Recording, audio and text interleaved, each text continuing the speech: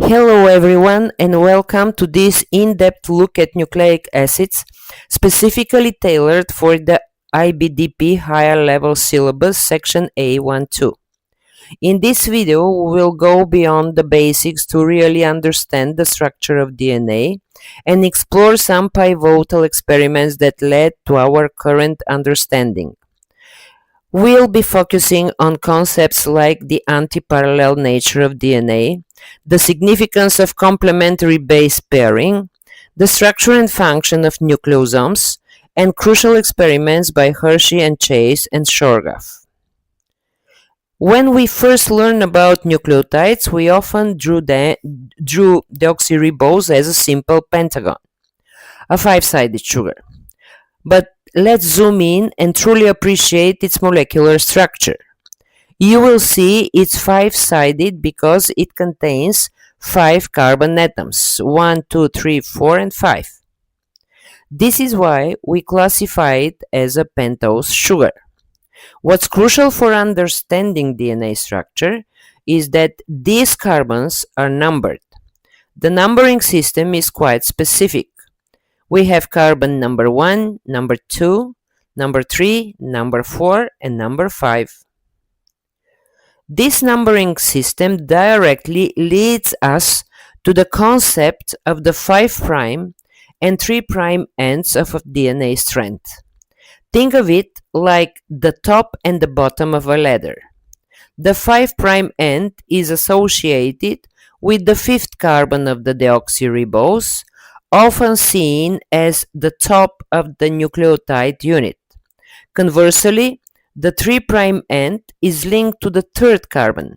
These ends are fundamental to understanding the anti-parallel nature of DNA double helix. When we say DNA strands are anti-parallel, this is precisely what we mean. On one strand, you will have the 5' end at the top and the 3' end at the bottom. On the complementary strand, it is oriented in the opposite direction. The 3' end is at the top and the 5' end is at the bottom. So it's a 5' to 3' orientation on one strand and a 3' to 5' orientation on the other. This anti-parallel arrangement is not just a structural detail. It has profound functional implications, especially during processes like DNA replication. New nucleotides can only be added to 3' end of a growing DNA strand. If you have a nucleotide, you can readily add a new one to its 3' end, forming a covalent bond. However, you absolutely cannot add a nucleotide to the 5' end. This directional growth is cornerstone of DNA synthesis. While we won't delve into replication here, understanding the 5' and 3' ends is crucial for comprehending DNA fundamental structure. Let's move to another critical aspect of DNA structure: complementary base pairing. As you know, in DNA, adenine always pairs with thymine and guanine always pairs with cytosine. What is happening at a deeper structural level is that in each complementary base pair, you will always have one purine and one pyrimidine. Remember, purines like adenine and guanine have a double ring structure, while pyrimidines like thymine and cytosine have a single ring structure. This consistent pairing of one purine and one pyrimidine ensures that each base pair, whether AT or GC, has a uniform length. This uniformity is incredibly important for the stability of the entire DNA molecules. Imagine if some base pairs were significantly longer or shorter than others. the helix would be distorted and less stable. DNA holds all of your genetic information, so maintaining its integrity and stability is paramount. The purine-pyrimidine pairing rule is a key contributor to this stability.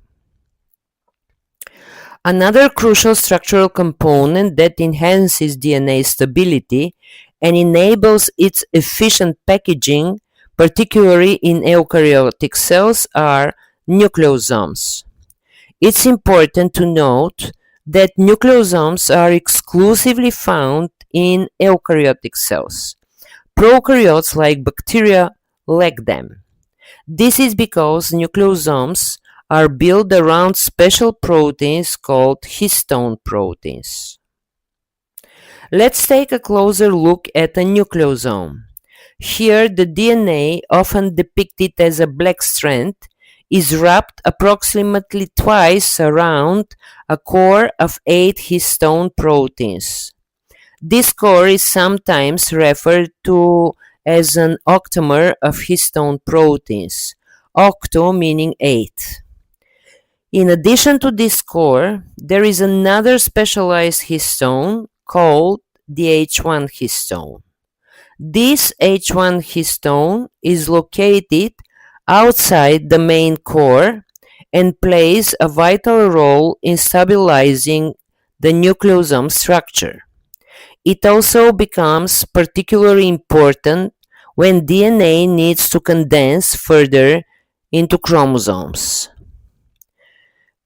You will see multiple nucleosomes joined together by a segment of DNA known as linker DNA. This is the DNA that connects one nucleosome to the next, forming a badge-on-string appearance.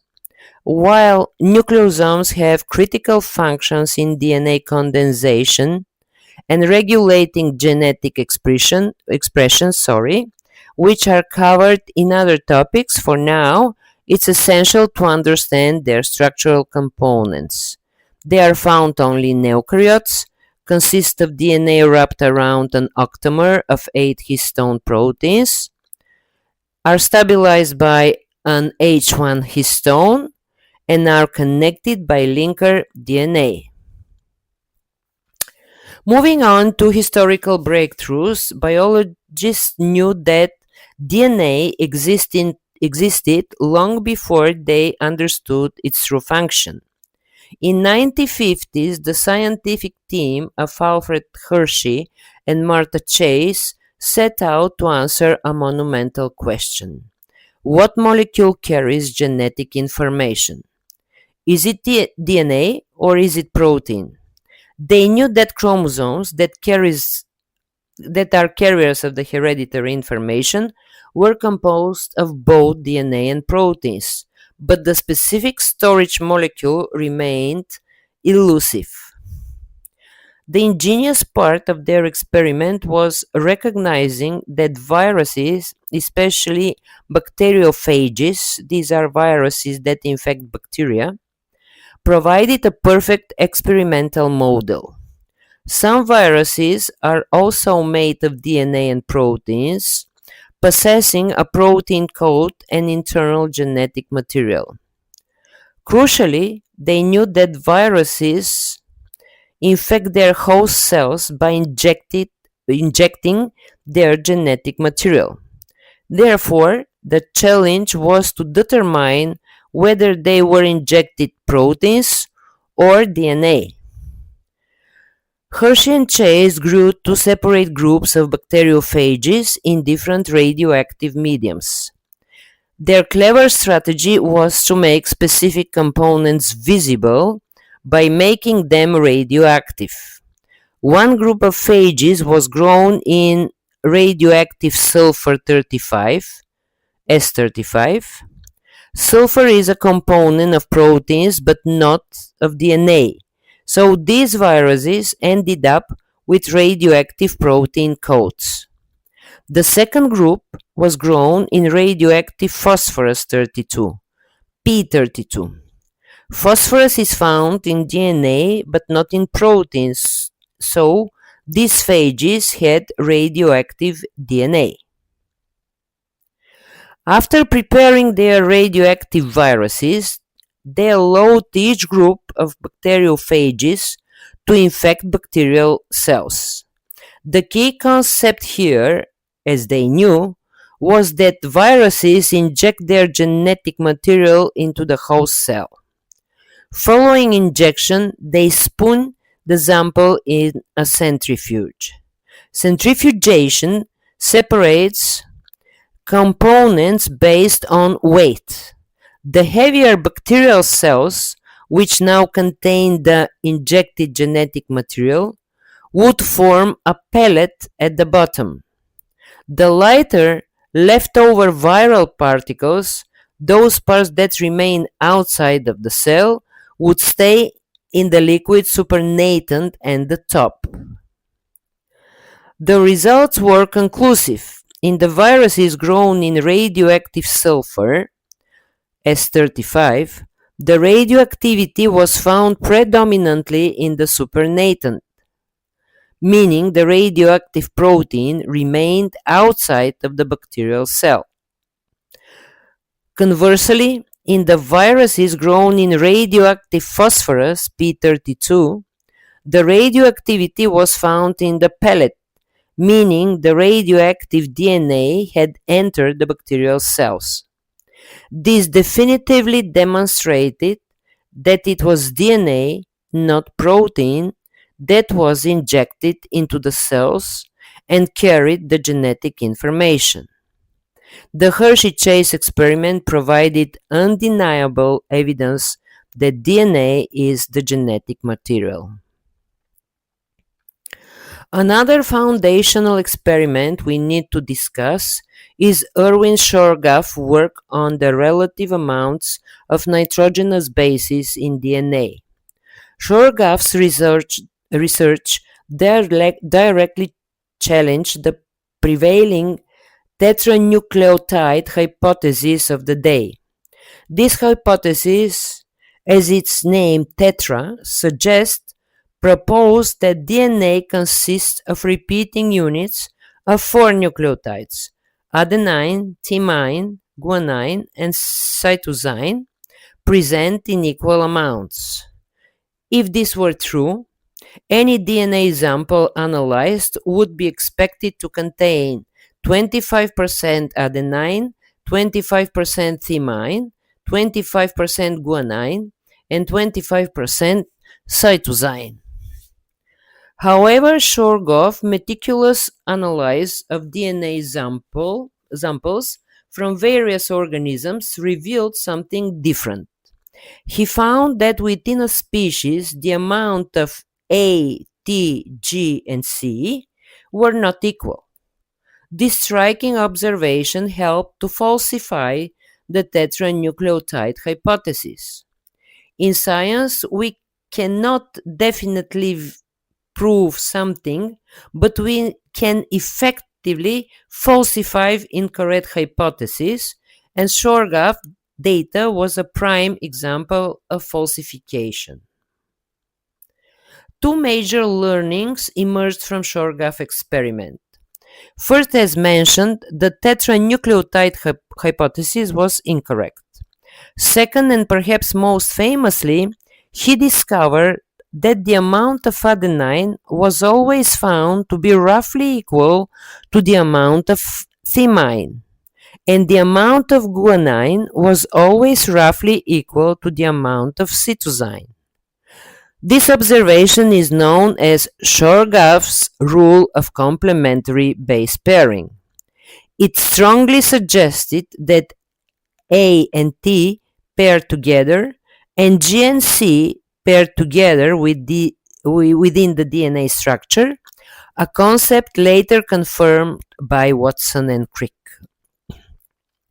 While the specific percentage of each base vary between different organisms, reflecting the diversity of life, the unifying theme is that in every organism, the amount of A will equal to the amount of T, and the amount of G will equal to the amount of C. This highlights both the unity and diversity in living systems. And if you happen to see a chart with no thymine, like in a poliovirus example, that's often a clue that you are looking at RNA where uracil replaces thymine. Shurgaf's work was instrumental in paving the way for understanding the double helix structure. And that brings us to the end of our HL deep dive into nucleic acids. We've covered the crucial details of DNA structure, including the significance of the 5' and 3' ends, the consistent length provided by purine-pyrimidine base pairing, and the intricate packaging of DNA into nucleosomes in eukaryotic cells. We also explore the groundbreaking experiments of Hershey and Chase, which proved DNA is the genetic material, and Shurgaf's work, which revealed the complementary base pairing rules. Understanding this foundational concept is key to mastering in IB DP A1.2 higher level syllabus on nucleic acids. Thanks for watching. Looking forward to having next lesson together.